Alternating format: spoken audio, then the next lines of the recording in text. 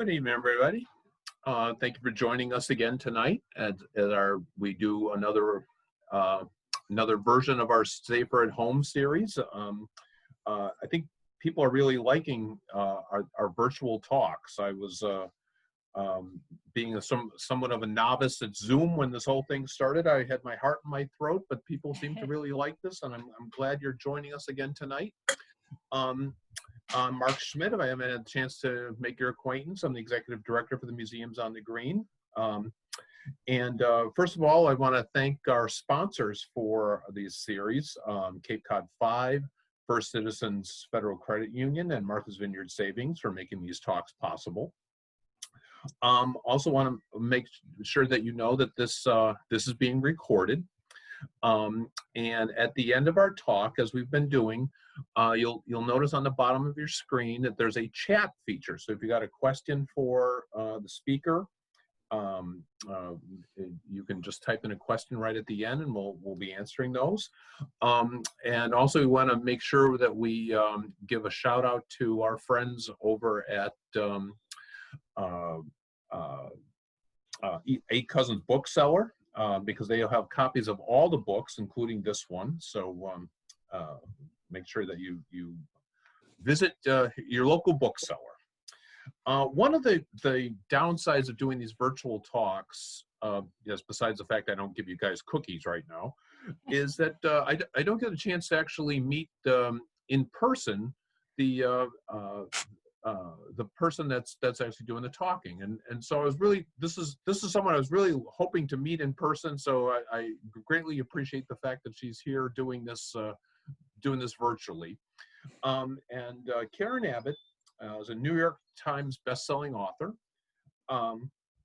She has written for New Yorker, the Wall Street Journal, the Washington Post, Smithsonian Magazine. Has appeared on the History Channel, CBS Sunday Morning, AMC, the Travel Channel, and the Discovery Channel. The book she's going to be talking about tonight, The Ghosts of Eden Park, won an Edgar Award finalist for Best Fact Crime, an Indie Next Pick, an Amazon Best Book of 2019, and the Smithsonian Magazine Top 10 History Book for 2019. And in one of the all-time great quotes, the Wall Street Journal said about Karen Abbott, she is, quote, one of the masters of the art of narrative nonfiction. Would you welcome Karen Abbott? Karen, thank you for joining us tonight. Thank you guys so much for being here. I too was very much looking forward to getting up to Cape Cod, and especially in this syrupy New York summer, but I'm really happy to just connect with you all virtually. So thanks for coming. A little bit informal compared to what we usually do, I suppose. My parrot might be chirping in the background, so if you hear a bird, it's just my parrot, and hopefully he'll behave himself for the most part. But without further ado, I'd like to talk about my most recent book. It is called The Ghosts of Eden Park. Here is the hardcover jacket. I still need to put up the paperback jacket. It's quite different, but still sort of the same Roaring 20s mysterious mood going on. So without further ado, I usually start talking about how I get the ideas for my books. And I usually get ideas for my books from going to libraries and digging into old musty archives and maybe reading out of print books and seeing what kind of tidbits I might be able to find. But I got the idea for The Ghosts of Eden Park actually from watching television, specifically the television show Boardwalk Empire, which was an HBO show for about 5 seasons. It was really brilliant. I don't know how many of you watched the show, but it really perfectly captured the dawn of Prohibition. Bootleggers were still trying to figure out how to circumvent all of the new laws, and nobody had yet heard of Al Capone. So there was a minor character named George Remus. He was so innovative and so cuckoo, and he pretty much stole every scene he was in. Here is the actor Glenn Fleshler playing George Remus. If you look at the pictures side by side of the two men, they're actually uncannily similar looking. And I'll give you some context for this slide here. So this is George Remus in his mansion in Cincinnati, and he's on the phone with Steve Buscemi's character. They're conducting some business. Things are getting a little bit heated. And George Remus, who spoke of himself in the third person, said, Remus finds you petty and resentful. And Steve Buscemi on the other end says, well, Remus can go F himself.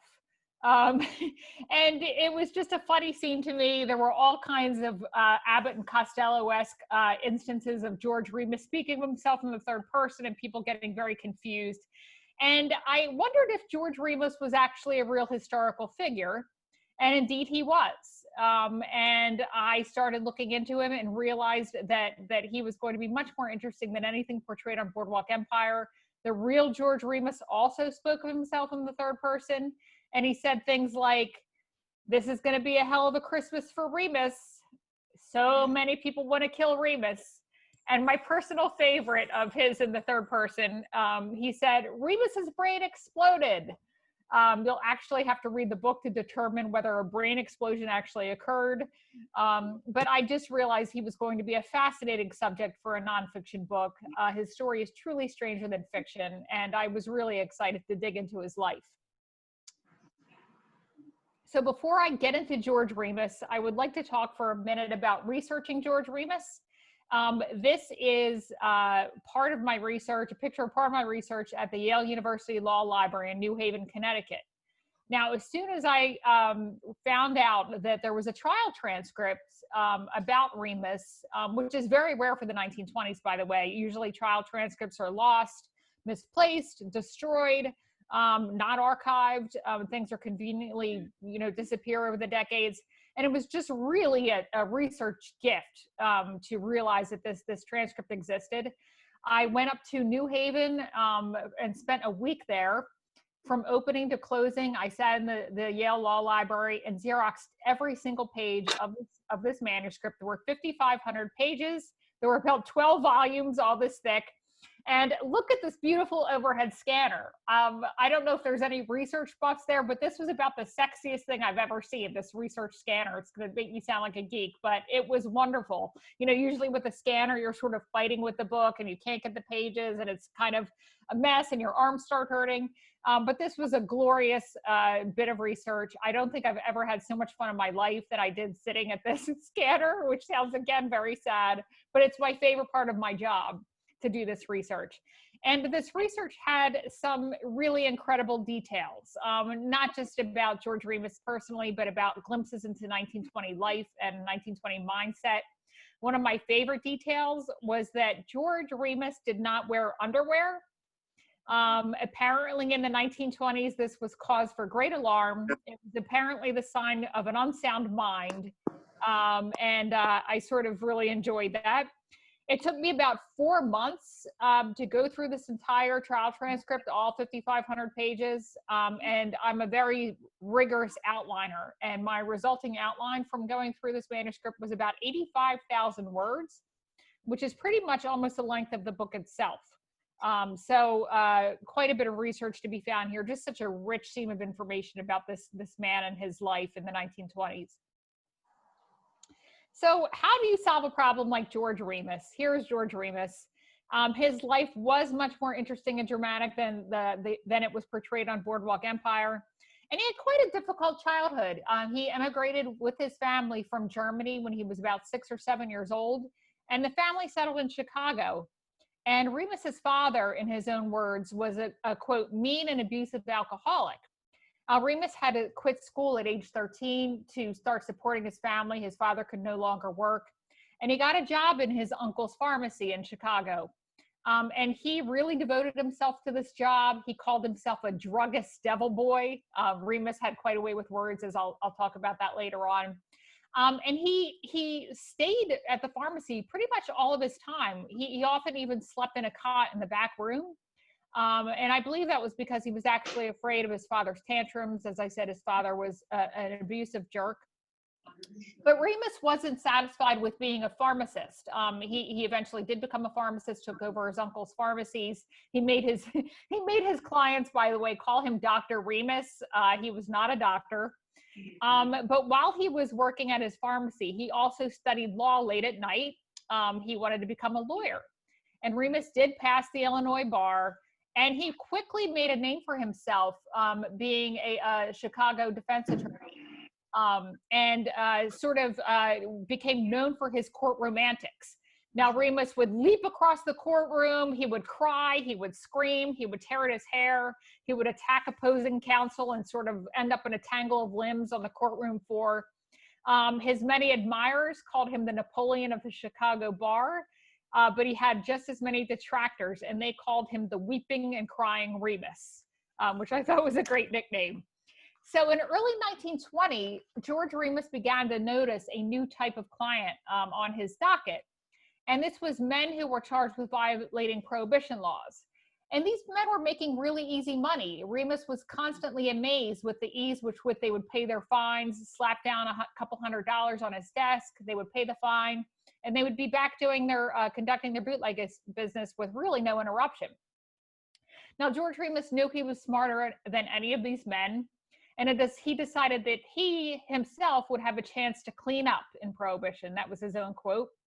So he scoured the Volstead Act for a loophole, using his pharmaceutical background and his legal background, and he succeeded in finding a loophole. And that loophole was that with a physician's prescriptions, it was legal to buy, manufacture, and sell alcohol for quote unquote medicinal purposes. Now, nobody was using alcohol for medicinal purposes. It was quite a joke. Remus himself, in a customary flourish of language, called it the greatest comedy, the greatest perversion of justice that I have ever known of any civilized country in the world. And a plan began to take shape in his mind. So this is Imogene Remus. Well, actually, Imogene Holmes, when they met, she was a major part of his plan. And I just love this photograph so much, just the detail in the hat, and just sort of sly look in her eyes. But he met Imogene Holmes. She was a dust girl in a Chicago law office, and she would stay late at night. She was going through a very ugly divorce. She was a single mother. Her husband was never coming home. He was spending all of their money. And Remus himself was also going through marital problems with his first wife. She actually filed a divorce complaint where on the official complaint, she said that Remus, quote, had a habit of coming home early in the morning. That was the actual language on a 1915 divorce filing, which I thought was really funny. And so they would commiserate about their mutually miserable marriages. So they decided to, leave their spouses. They began to fall in love. They wanted a plan for their own wedding. And Remus confided in Imogene about all of his bootlegging plans. He sought her advice. He thought she was a very smart woman. And he gave her many nicknames. And his first and most important nickname for her was, quote, the Prime Minister, which sort of gives you an idea of the respect that Remus had for her ideas and her vision and how she might contribute to his bootlegging empire. Now, Imogene Remus, on the other hand, only had one nickname for George Remus, and that nickname was Daddy. So that might tell you something about the nature of their relationship and how she reviewed George Remus. So they got married. George and Imogene Remus got married, and they moved to Cincinnati, Ohio from Chicago. Now, Cincinnati was a very strategic location. 80% of the country's pre-prohibition bonded whiskey was located within a 300-mile radius of Cincinnati. And it was also a growing, bustling city with easy access to Chicago, New York, other big cities where he would conduct his business. And they bought this really fabulous mansion pictured here. This was in Price Hill, Cincinnati, which at the time was the most, the fanciest, the most lavish, wealthiest neighborhood in Cincinnati. And they decided to do extensive renovations on the home. They began planning on how to give it their own style. And as a gift for his new bride, George Remus put the deed in Imogene's name. And this was one of many decisions that he would come to regret. Right before they got married, Imogene Remus confided to a friend of hers that she didn't really want to marry Remus. She just wanted to, quote, roll him for his role. So that again gives you another idea of what she was seeking in her marriage with Remus. So this is George Connors. If anybody's read the book, and by the way, if you've read the book, no, please don't spoil the ending. I tried to write it like a whodunit, and I don't want people to know who kills who before they get a chance to read. But anyway, this is George Connors. He's a very good friend of Remus's in the book. George Remus met him shortly after moving to Cincinnati. He was sort of a stabilizing force in Remus's life. They had opposite temperaments. Remus was very hot-headed, prone to just leaping up and attacking people. And George Connors was sort of calm and collected kind of guy. And they really hit it off. And George Connors was also a well-respected businessman and real estate person in Cincinnati. And he was very useful to Remus in that regard. So once George Remus had George Connors in place as his lieutenant, he began to implement his prohibition scheme. Now, Remus's idea had 4 very important points, and I'm going to go through them for you so you can just really appreciate the genius of what Remus was doing. His first action was to buy distilleries to gain possession of that pre-prohibition bonded whiskey. The second was to acquire wholesale drug companies, which of course would tie into the whole medicinal purposes aspect of the business. The third was to obtain withdrawal permits that would allow him to remove whiskey from the warehouses and ostensibly sell it on the legal medicinal market. But the fourth point, and this was Remus's true genius, he organized his own transportation company. So his men would hijack the trucks that were carrying all of the liquor, ostensibly, again, headed to the legal medicinal market. They would hijack those trucks and divert all of that legal whiskey to the illegal market, where Remus would sell it at any price he named. So he was really robbing Remus to pay Remus. And it was such a brilliant and genius plan. Remus called it the Circle, basically, because he was robbing Remus to pay Remus. Within 1 year of launching the Circle, George Remus owned 35% of all of the alcohol in the United States, which is just a staggering figure if you think about it.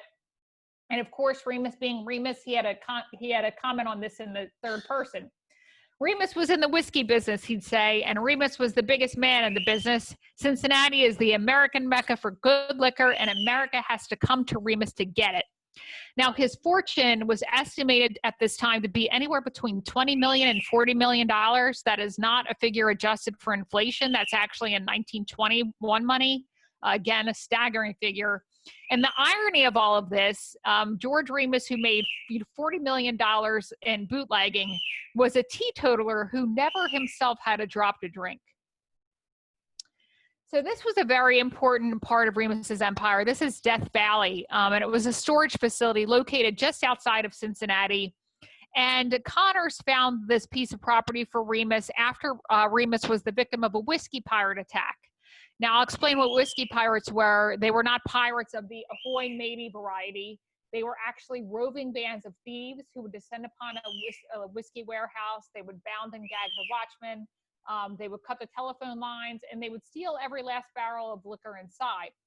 So Remus one night was coming home on the bridge that connects Kentucky and Cincinnati, and he got stopped by a bunch of whiskey pirates.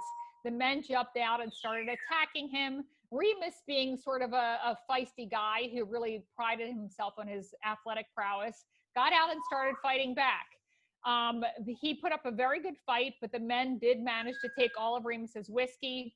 And in fact, about a week or so later, Remus found the head of the whiskey pirates, and the man said to him, you put up such a good fight that you deserve to keep all of your liquor.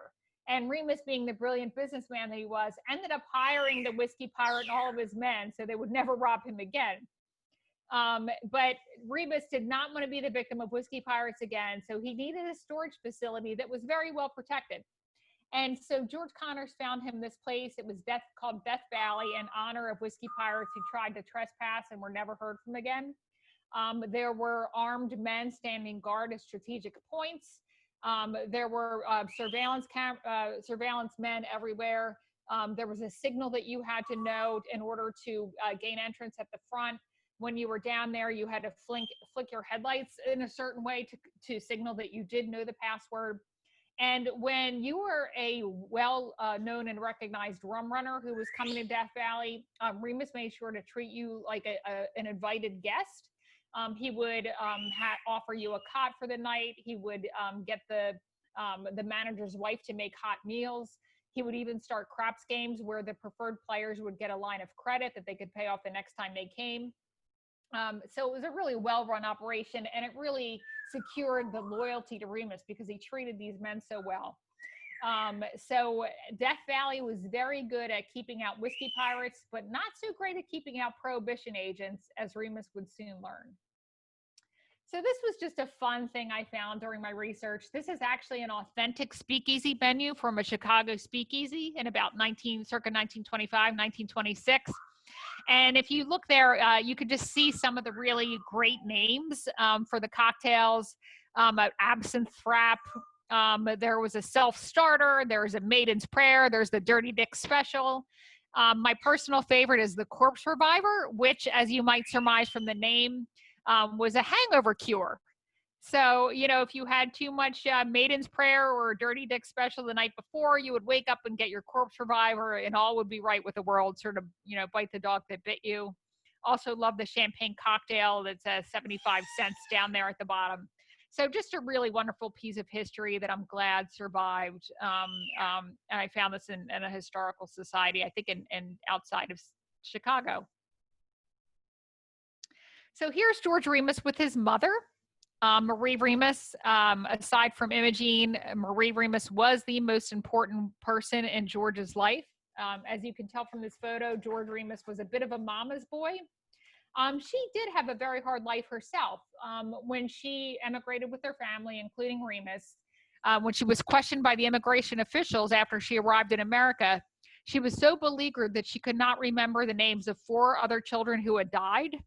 And she and Remus were always very close. And this closeness was illustrated by an incident that I find kind of fascinating and also very creepy. I mentioned that Remus's father had been a mean and abusive alcoholic. So as the story goes, one night, Marie Remus and her husband, George's father, were out at a local saloon in Chicago. They got into a fight, and Marie Remus bashed her husband over the head with a bottle of alcohol. And he died shortly thereafter from the wound. And Remus, wanting to protect his mother and from keeping her from speaking indiscriminately to the coroner, locked her in the attic for 3 days until the inquest was over, just so she couldn't speak out of turn and get herself in trouble. I just thought that was such a weird and interesting insight into how Remus approached his problems. Probably needless to say, Imogene Remus and Marie Remus did not get along.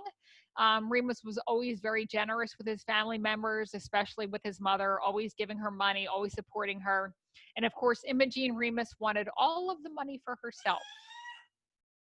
So Imogene, this was a very important incident in their lives.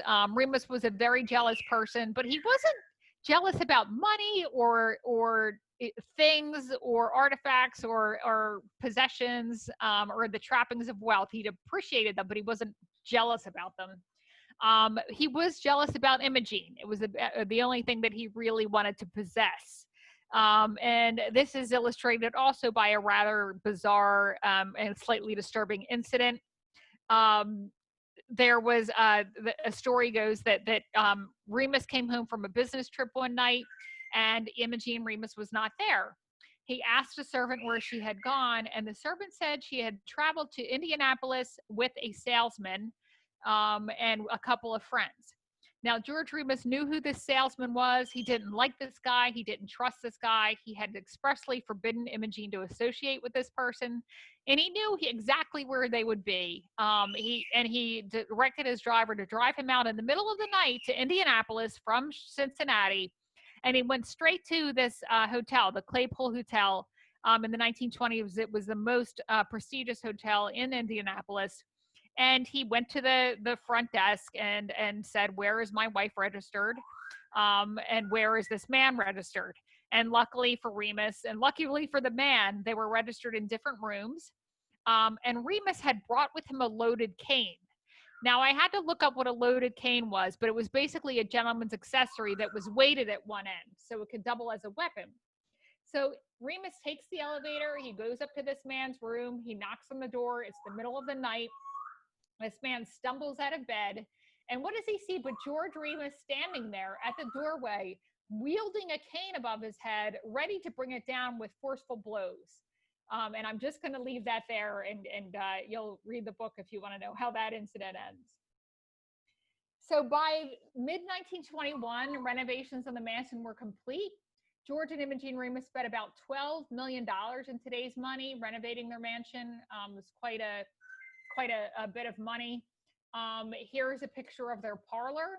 As you might tell from this photo, George Remus was not a minimalist. He sort of just threw everything in the room and wanted to see what would stick. I don't think I've ever seen so many naked pictures of cherubs and flowers crunched together in one room. That piano, by the way, you can't really tell from the photo, but it was a gold piano. And by the way, this is the second nonfiction book I've written that features a gold piano. The first gold piano was in Sin in the Second City. It was in a brothel, America's most lavish and famous brothel that was operated in Chicago in the early 1900s. And I like to think that the piano from the brothel ended up in Remus's home. But both pianos are missing. I don't know really what happened to them. But this is a picture of one of Remus's rooms. He collected various artifacts that he thought were interesting, including a authentic signature of George Washington's that was worth $50,000 at the time. And just kind of, just gives you an idea of what kind of home that they wanted to build for themselves. Here's another room. This is a solarium. It's definitely more tastefully decorated. I love the detailing here. The sort of fringe on the lamps, just a wonderful detailing of this room, and I think definitely more tasteful than the other one. But basically the mansion represented George and Imogene's desire to be accepted by society. You know, they both had come from very poor backgrounds, had hard scrabble childhoods, and this was finally saying, you know, we arrived and we're just as valid and respectable as anybody with old money. The Taft family, of course, was in Cincinnati. They wanted to be respected by the Tafts and the Sintons and the Longworths and other very important family names. So this was one of their ways of going about trying to get that acceptance. And also to that end, they decided to throw a very lavish New Year's Eve party. Here is a picture of the actual invitation. I was astounded this still exists, and very grateful to whoever saved this invitation. I found it at the Delhi Historical Society outside of Cincinnati. If you can't read the writing on here, it's cameo pictures, and says Mr. and Mrs. George E. Remus, our New Year's greeting, dive to health, swim to wealth, float on happiness, 1921, 1922. And considering the level of debauchery they planned for this party, I always find the mom and the baby kind of a weird, incongruous picture to add to this invitation. But Imogene designed these invitations, and Imogene got what Imogene wanted. And these invitations did go out to all of high society, politicians, judges, lawyers, businessmen, robber barons, the Tafts, etc., all of the important families that Remuses wanted to impress. So here's Imogene Remus on the night of the party in her brand new boudoir, which I love this photograph. Clearly she hired a photographer, a professional photographer, to catch her gazing at herself in this really sort of striking moment of self-actualization. You know, here she is kind of saying to the world, I am Mrs. Imogene Remus, and I am somebody, and I've arrived. And so this was her sort of entree into the life that she hoped to achieve for herself, the societal acceptance. So I love this cartoon. Here is a picture of what actually happened at the party, because I don't think any pictures really survived. And it sort of depicts all of the things that had happened. They had hired synchronized swimmers. You can see that they're raising and lowering out of sight here, the water nymphs. Guests used the diving board as a rostrum to deliver toasts. There was all kind of champagne going on. There was actually a rumor that that Remus was going to fill the pool with whiskey that night. And here, of course, is Imogene Remus in her daring one piece, about to execute a perfect dive. One of the highlights of this party was the unveiling of Remus's swimming pool. It was a heated pool, which, as you can imagine, for 1921 was pretty much unheard of. They also had a variety of baths, needle baths, including electric baths, which I had to look up what electric baths were, but apparently they were an early version of a tanning bed. heated by incandescent lights and said to make the user frisky, which to me just sounds like you're going to electrocute yourself, but apparently these things were very popular at the time. And also remarkable about this party are the favors that Remus handed out to all of his guests. Everybody, all of the men got a gold watch and an engraved diamond stick pin. Every woman got a brand new 1922 car. Of course, this was decades before Oprah. You know, you get a car and you get a car. Every single woman got a brand new 1922 car. And in an excessive gesture that would be remembered for decades later, every single guest got a $1,000 bill tucked beneath their dinner plate. That would be the equivalent of you and I looking under our chairs or our plates right now and finding $14,000. It's just kind of astounding. And in a gesture emblematic of the times, one that again also would be remembered with all decades later, Remus lit his guests cigars with $100 bills. Now, mind you, this was in an era when the average annual salary was $1,200. So it's just a really staggering display of wealth. So here's an actual picture of the engraved watches that Remus gave out. It says from Mr. and Mrs. George Remus, 1921. Remus's insignias at the top. He had that branded on many things that he owned. And, you know, one of the most fascinating aspects of this book to me and of George Remus was that he was a real life inspiration for the character of Jay Gatsby in The Great Gatsby. And there were all of these apocryphal tales that George Remus and F. Scott Fitzgerald met when Fitzgerald was stationed in Louisville during his military service. There's no hard evidence that the two men ever met, but without a doubt, F. Scott Fitzgerald knew who George Remus was when he was drafting The Great Gatsby. By then, the entire world knew who George Remus was. And I think the parallels between the two men are very conspicuous. Both men owned a string of pharmacies. Both men were obsessed with a mysterious woman. Both through these lavish parties and their incredible mansions. And as Fitzgerald wrote, Gatsby sprang from a platonic conception of himself, wanting to inhabit a world that didn't quite want him, wanting to inhabit a world where he didn't quite belong. And I think that George Remus and Jay Gatsby have that in common. They both sort of long to belong to an atmosphere and a world that really wasn't welcoming to them and where they never quite fit in. So this is one of my, little suspense drink here. One of my favorite characters in the book. This such a rich and complicated character. This is Mabel Walker Willebrandt. I always need to have a badass woman character in my books, and this is one for Ghosts of Eden Park. She was also a character on Boardwalk Empire, if anybody would watch. She was Esther Randolph on there. And when Warren Harding appointed her to be the Assistant Attorney General of the United States in 1921, women had only had the right to vote in this country for 9 months. She was only 32 years old, 5 years out of law school, and had never prosecuted a single case in her entire career. And suddenly she was in charge of all prohibition cases, thousands and thousands of prohibition cases across the country, including cases against George Remus. And it's pretty certain that her crooked bosses in the White House and at the Justice Department, who were all in bed with bootleggers and other various crooked people, thought, you know, let's put the little lady in charge. She's going to be overwhelmed. She's not going to quite know what she's doing, but she's going to, and we're going to be able to continue our cozy relationship with the bootleggers.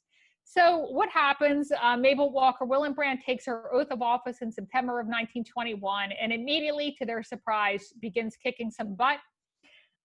She was the most powerful woman in the country. You can imagine the rampant sexism that she dealt with. And she was very vocal about that, to her credit.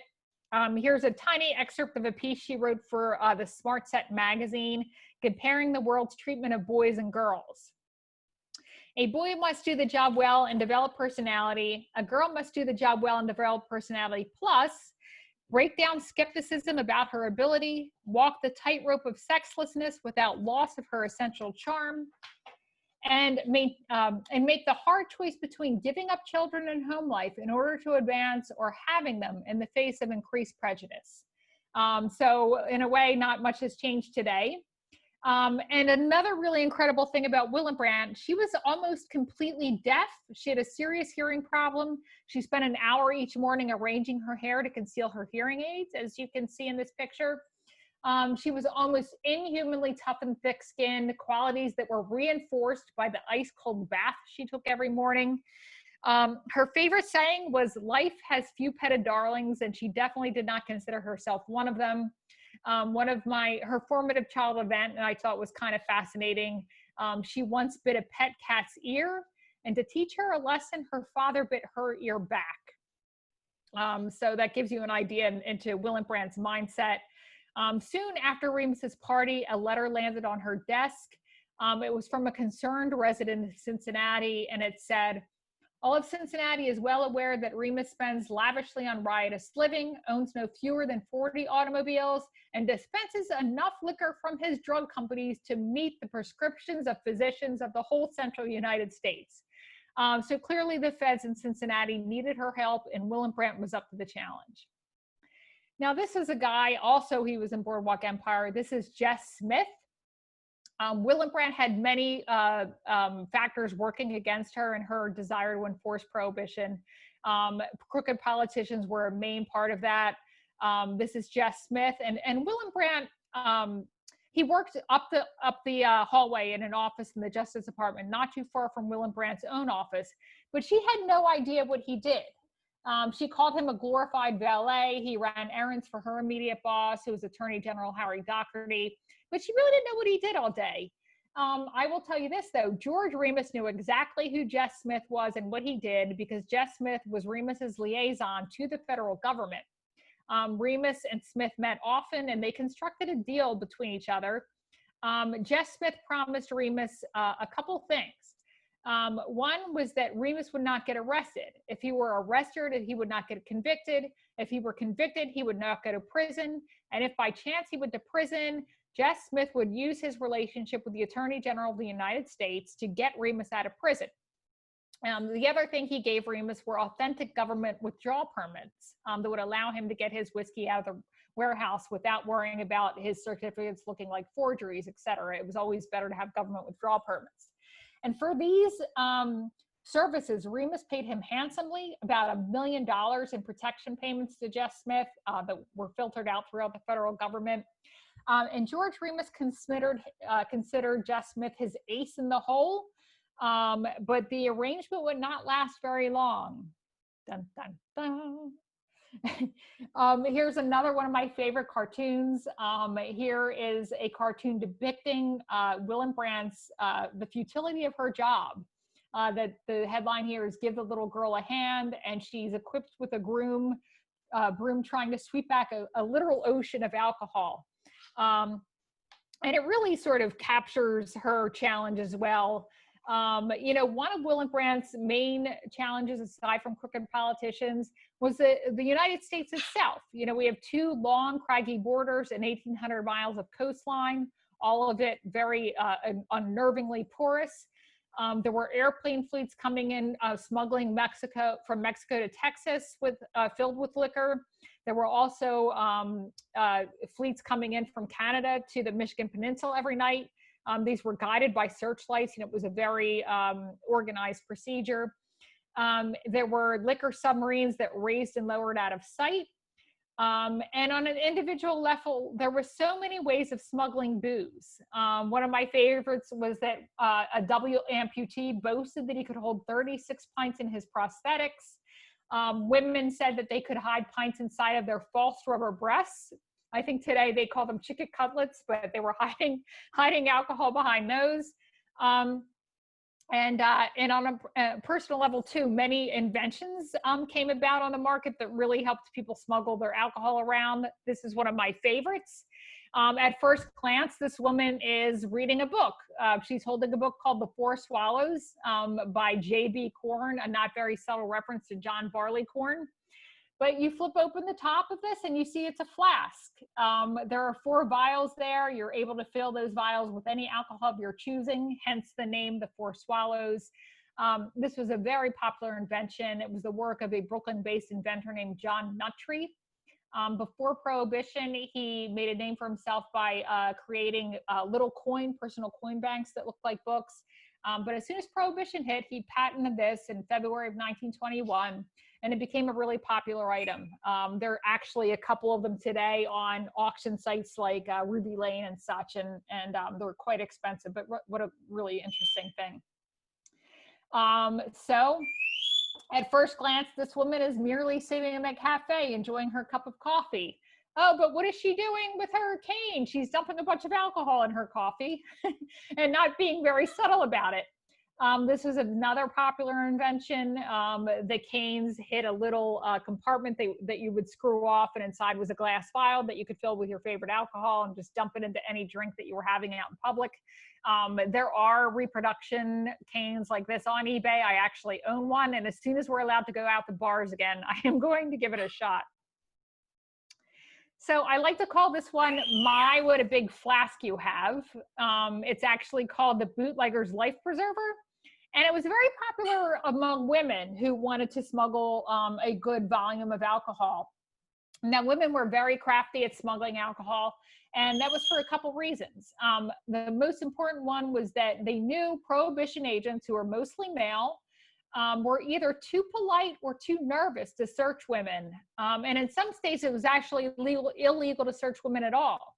And women knew this. They took full advantage of it. And so they would hide liquor on any person, any part of their body that they could get away with, in their garter belt and their bloomers, underneath their fur coats, inside their brassiere, anything. And they knew that they would have a good chance of really getting away with it because the men would not search them.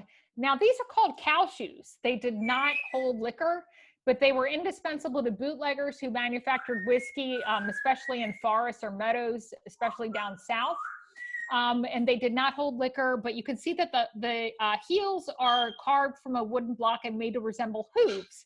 So if you were fleeing from a Prohibition agent, they literally covered your tracks.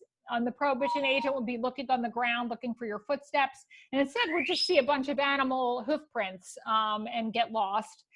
So it was a really kind of a genius invention. I have searched eBay. These have not been, not come back in style. I would really love a pair for myself. And here they are modeled by a Prohibition agent, I think in 1924. Which brings me to another problem that Willebrandt had in enforcing Prohibition. She could not find good Prohibition agents. Good, hard Prohibition agents were very hard to come by, and there were a couple reasons for that. Number one was that the average starting salary was only $1,200, which was barely a living wage in certain parts of the country. Also, there were absolutely no qualifications required to become a Prohibition agent. They would do their recruiting at courthouses, pick up courtroom gadflies, pick up traffic cops, anything. You could even have a criminal record and become a Prohibition agent. One story I found was that a man was doing time in an upstate New York prison for armed robbery and murder, and when he got his Prohibition badge. So were there really no requirements at all? And Willebrandt wrote often about this frustration. She wrote, "The dominant reality is that the whole problem is one of getting the right men in places of power and enforcement, men of creative thought, of courage, and those not slaves to political ambition. And by men, I also mean women, lots of them." So of course, she had quite a rough road ahead on that front. So Willebrandt's best hope was this guy. His name was Franklin Dodge. If you've read the book, you know he becomes a very important part of the story. Franklin Dodge was a Prohibition agent from a very pedigreed Michigan family. His father was a very prominent politician there. He got and a prominent lawyer, very well-connected, wealthy family. He got Franklin Dodge his first government job, and Franklin Dodge quickly just rose up the ranks. He was the sort of kind of guy who just, kept advancing because of nepotism, really. But Mabel Walker Willebrandt saw something in him. He was willing to go undercover to try to entrap bootleggers. He was willing to do sort of subversive things, all within the law, usually. But Willebrandt thought he was above board, and he was just very innovative in catching bootleggers. So she decided to send him, Franklin Dodge, to go after George Remus's empire. And Franklin Dodge was a good enough Prohibition agent that he succeeded in getting Remus put behind bars, despite all of Jess Smith's promises and all the money that Remus had paid to Jess Smith. But that's not the last time that George Remus and Franklin Dodge would meet. They would meet again when Remus was serving his sentence at the Atlanta Penitentiary.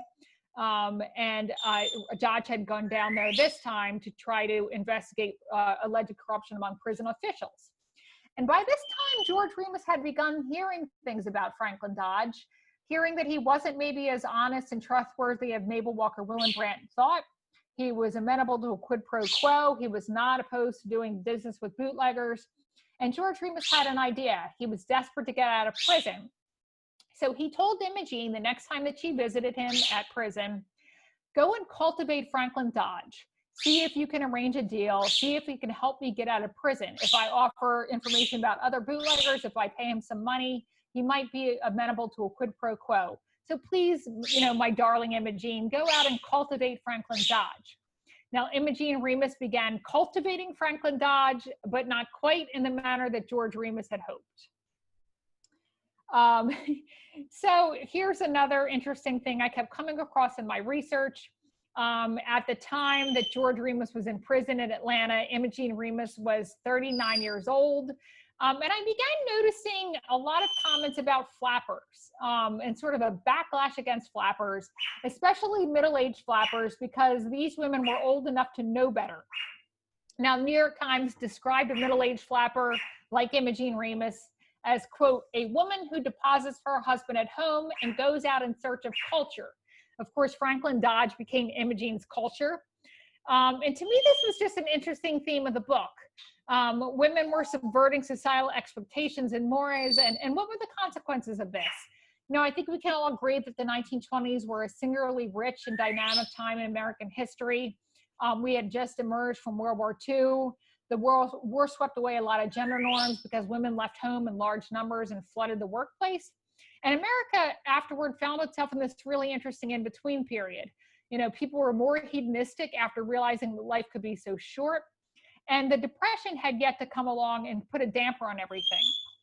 And of course, a lot of men were upset and even angry that their mothers, their sisters, their daughters, their sweethearts, their wives suddenly had the right to vote. And there was a backlash against that. And the backlash was against women who defied societal conventions. And people were especially angry at middle-aged flappers because they were old enough to know better. One newspaper admonished middle-aged flappers this way: everyone knows that there is a certain type of American woman of a certain age who spends her life trying to be like the girls. The woman who finds herself earnestly mimicking the voice, mannerisms, and dress of the poor little flapper girls of any age is a greater menace than the 16-year-old kind. So as for the 16-year-old kind, they were also considered to be very dangerous in society, part of the flapper menace. And they actually developed their own magazine, which is really quite wonderful. The tagline for this magazine was "Not for Old Fogies." And they defined a flapper. They had a fabulous definition for a flapper. It was somebody with a jitney body and a limousine mind, which I think needs to come back into vogue also. And here is a part of their dictionary. They had, of course, had their own slang. Some of my favorite terms on here: a barlow was a girl, a flapper, a chicken. Banks closed meant that no petting was allowed, no kisses were allowed. A biscuit was a pettable flapper. A boob tickler was a girl who entertains father's out-of-town customers. And a canceled stamp was a wallflower. Just kind of a interesting little insight into flapper culture. Flappers were also considered to be sexual predators, believe it or not. And this cartoon really made me laugh. The first panel over here says, guileless youth pursued by cuties with bobbed hair and stocking flasks. And the middle one is actually my favorite. It says, unsuspecting boys forced to endure such unseemly exercises as cheek dancing. Oh my goodness, imagine cheek dancing just being such a, clearly corrupting all of the boys of America with that cheek dancing. So again, women were responsible for the downfall of all of America's youth. You might recognize this guy. This is J. Edgar Hoover. He was also a big part of the book. He was in 1924, J. Edgar Hoover was 1929 when he was named the director of the Bureau of Investigation, which was the precursor to the Federal Bureau of Investigation. J. Edgar Hoover would never have been appointed this post without Mabel Walker Willebrandt. She is the one who recommended him for the job. She got him this job.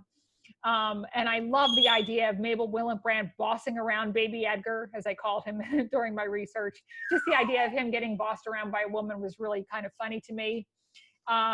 And J. Edgar Hoover, say what you want about him. Of course, he was responsible for all kinds of nefarious deeds while he was holding this position. But J. Edgar Hoover during Prohibition really wanted an honest force of Prohibition agents. He did not want any corruption on his staff. He wanted people who were not taking bribes, who were not working with bootleggers. He really wanted a true and honest force of Prohibition agents. And he, J. Edgar Hoover, just like George Remus, had begun hearing things about Franklin Dodge, hearing that he was taking bribes, he was working with bootleggers, and most disturbingly, he heard that Franklin Dodge was running around with Imogene Remus, the wife of the biggest bootlegger in the country. So what does J. Edgar Hoover do? He sends one of his own agents to spy on Franklin Dodge, sort of a spy versus spy situation. And what does Hoover's agent discover? He discovers that that Franklin Dodge and Imogene Remus are taking artifacts from Remus's mansion. They're stealing his whiskey certificates and trying to sell them. And in one instance, J. Edgar Hoover's agent literally catches Franklin Dodge with his pants down. It is not often in nonfiction research that you actually have a scene where you can catch somebody with their pants down. It was quite a bit of fun to write. And one of the reasons I often think, nonfiction is stranger than fiction. It was just a really fun scene to write. But just to put things in perspective as a whole, in this book, J. Edgar Hoover is actually one of the good guys, hard to believe. So here's George Remus in prison in Atlanta Penitentiary. Do not let his morose expression fool you. George Remus lived quite in a lap of luxury in prison. He was able to redecorate his cell to his taste. He hired his own maid. He hired his own private cook. He would take his dinners in a separate room on a long mahogany table with a beautiful linen tablecloth where he would be served. He often held dinner parties with his fellow bootlegger prisoners. And his Imogene would come and visit him, and she would be allowed to stay over, and she would also scrub his cell on her hands and knees. His fellow prisoners actually called her the angel of the pen. But still, Remus was truly miserable. Remus was miserable because he did not have control. This man was a control freak. And while he's in prison, he is not in control of what's happening to his money, what's happening to his empire, what's happening to his business. And most important, he was not in control of what his wife was doing. And Remus also began hearing rumors about her and Franklin Dodge. He heard that they were having a torrid affair. And he was tormented by this, as you can imagine. He was quite disturbed. And the more disturbed that Remus became, the more unhinged he started to act. And I get into this in the book quite a bit. But my favorite part of his time in prison were the letters that he wrote to Imogene Remus, each of them more unhinged than the last, and really do show the affinity for language that I spoke about earlier. And I'm just going to read excerpts of two of my favorite letters from George Remus to Imogene. To the only true and sweetest little girl in the whole dear world, to the apple of my eye, not one, but both. How glorious it feels to know that my sweetheart is cheery again. Little one, you do not know what it means to have you away from me for long. The minutes turn into days, the days into months, and the months into years. I crave you. I would devour you. I care only for you, a human madness. All other matters are infinitesimal against you and only you. Therefore, you see how I burst into a human cloud, burst with a vitriolic tongue interspersed. My only wife, how is it that you are a monkey? You are a centipede. You are a gem. You are a jewel. You are a combination of all the aforesaid in one. If I but had you this very moment, I would demonstrate all of the foregoing with a real vigor and vim unexcelled. How about it?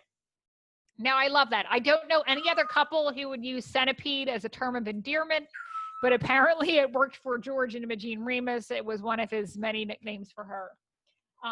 So every time Imogene Remus would come to prison and visit George, he would say, honey, are you cultivating Dodge? What's going on with Dodge? Am I any closer to getting out of prison? And Imogene Remus would just assure him, don't worry, Daddy, Mr. Dodge is our friend. So this is Harry Truesdale. This is the hitman that Franklin Dodge and Imogene Remus hired to kill George Remus. And just to give you a sense of how crazy things actually get in this book, at one point, this hardened killer, this hired professional hitman, is so terrified of both George and Imogene Remus that he fears them both, and he thinks he's the one that's going to get killed. So just, I'll leave that there, and you can see how things work out with that. And here's my final slide. This is George Remus's grave. He was buried in Falmouth, Kentucky. And there's a really great story that goes along with his tombstone. The lore is that a letter was received saying that George Remus, having lived the life he lived, did not deserve to have angels on his tombstone. So the very next day, somebody went out and took a hammer and knocked the angels right off of George Remus's tombstone. And this is how they appear today. You can see where the angel wings were knocked off. And that's how it stands now. Could use a good bath, but certainly missing the wings. And I like to finish by saying, the people who do what I do, who write narrative nonfiction, we often lament that we're beholden to the historical record. We're not allowed to make up any dialogue. We're not to make up any characters or any events. It's usually really limiting in some ways. But I'm very happy to report that the Ghosts of Eden Park represents the very first time when the dead people did exactly what I wanted them to do. So anyway, that concludes my slideshow. I hope you enjoyed it. If you have any questions, I'd be happy to take them now. If you have any scandalous tales of prohibition from your own family, I'd love to hear them. So thanks again for coming, and please, if you have any questions, I'm happy to take them now. Yeah. Thank you, Karen. Thank you very, very much. And as we said before, go on the bottom of your screen with the chat feature there, and just type in your question. I'm glad you mentioned that Remus, if he wasn't the direct inspiration for Gatsby, he certainly paralleled it. So. So if he was a direct inspiration, I can see that. What was tell us more about Mabel Willebrandt. How long was her career? What were some of the other highlights? Oh, she's just fascinating. Oh, and I forgot to mention, I think her and Remus have some interesting parallels, even though they were on opposite ends of law here. As I mentioned, Remus was a teetotaler who never drank a drop of alcohol. Meanwhile, Mabel Willebrandt, before Prohibition, the lady liked to have a drink. The woman liked her California wine. She was from California. She had spent most of her career there. And the woman really liked to have her drink. She grew up on various farms in the sort of in the middle of the country. George Remus quit his formal schooling at age 13. She only began her formal schooling at age 13. And she's opened her career in Los Angeles. She was the first female public defender. And she took cases, she defended women mostly prostitutes.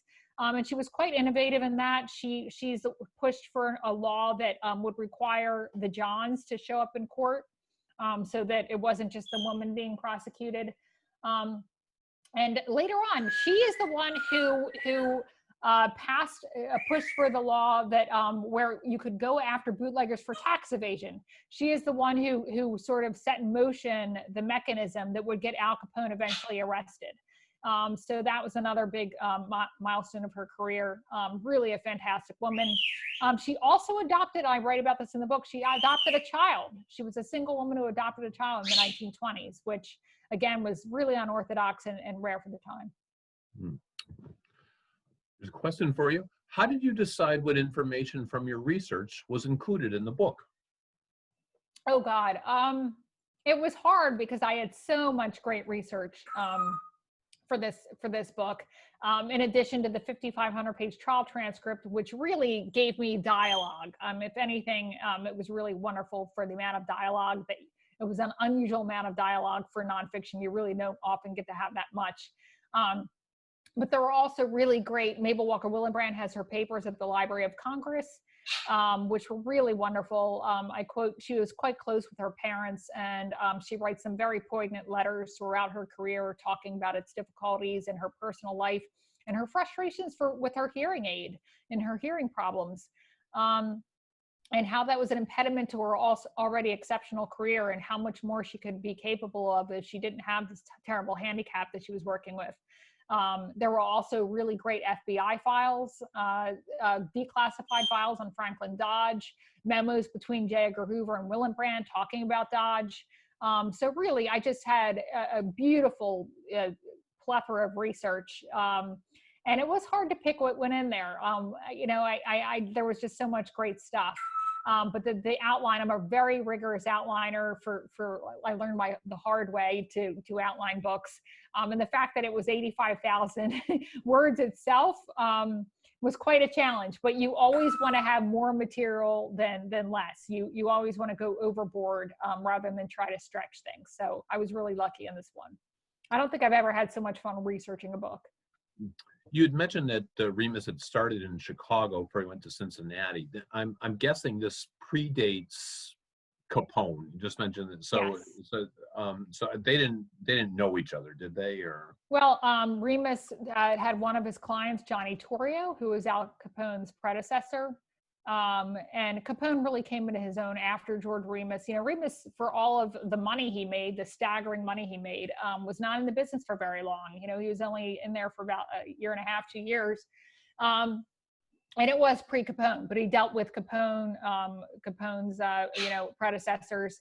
And I often wonder, you know, people often ask too, why is Capone the household name? Why doesn't anybody remember who George Remus was, when George Remus was actually the more successful bootlegger? And I think it's because George Remus, you know, he created his empire with intellect.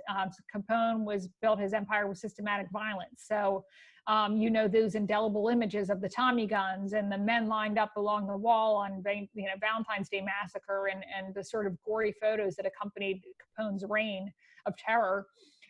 George Remus was a low-key guy. I think he called himself the gentleman's bootlegger. He really was somebody who wanted to impress with his intellect and conduct business as sort of discreetly as possible. Question for you. It sounds like you did so much research. How long did it take you to write? It's a good question, and I learned the hard way that I have to research and write at the same time. And I'll tell you the story behind that. So for my first book, Sin in the Second City, I decided, I'm going to do all of my research and then I'm going to start writing. I think that will be the smart thing to do. And so the book was about the world's most famous brothel, and I started researching contraceptive methods in the early 1900s because it was a relevant topic. And I probably spent the next 5 weeks, you know, looking at various sheepskin condoms and the various pills that women took, all these remedies that they would try to take to prevent pregnancy. And then I go to write it. I write about a paragraph on this, and it ends up being in the finished the finished book, about 2 sentences. And I realized, oh my God, I wasted 5 weeks on this bit of research. It was fascinating, but it really did not serve the end book. You know, it wasn't worth the investment for what I got out of it at the end. So I learned the hard way that I have to research and write at the same time, which is why I started becoming a very rigorous outliner. I always know where the story is going to go. There are always surprises along the way, and there's always going to be surprising research and scenes and details that I can fill in. But I know if I'm going to go on a tangent, I know that tangent is going to be relevant and it's going to stay in the finished book. And so that was a long answer to your short question, which is it took me about 3.5, 4 years to write and research this book, which is actually probably a pretty short period of time. It came very quickly to me, I think, because I don't know, I was so interested in the characters, the story. What are you working on now, or what's the next project? Well, I am submitted a proposal about a 1930s murder mystery set in the Galapagos Islands that I'm really hoping my publisher accepts. So finger crossed for that. And I'm also working on a novel, which would be a new thing for me. So. All right, I want to thank you for joining us tonight. This has been a great pleasure. I want to thank everyone for joining us tonight. Yeah, thank you, everybody. Stay safe, everyone. Our Oh. next talk is tomorrow night at 6:30. Not at 7, it's at 6:30. So, Karen, great luck with this book. Thank you Thank so you. much. Oh, I also want to add, if anybody has a book club, I happily Skype into your book club, which is always a fun thing to do, especially in quarantine. And feel free to email me with any other questions you might think of, abbottauthor@gmail.com. And thanks again for coming. I really had fun doing this with you all. All right. Thank you, Karen, very much. Good you, luck with the Mark. book. Thank you very much for joining us, everyone, and good night. And hopefully we'll see you tomorrow night. Thank you. Thank you, guys.